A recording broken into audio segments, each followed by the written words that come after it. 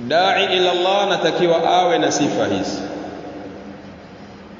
Moja, azizun alayhi ma anittu.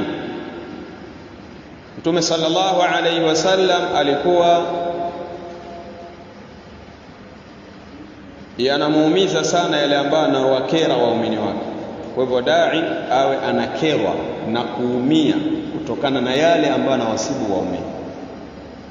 Moja hiyo. Mbili, harisun alaikum. Mtume sallallahu alayhi wasallam alikuwa na pupa juu yenu.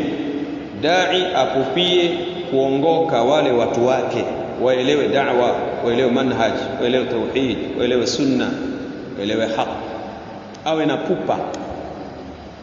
Kwa maana kinyume chake asiwe mvivu wa kufundisha, kusikiliza, kuwafuatilia. Ukisha kuwa mvivu, da'wa imekushinda. Tatu, bilmu'minina raufun. Dai ila Allah awe mpole mno kwa wale waumini, awe mpole.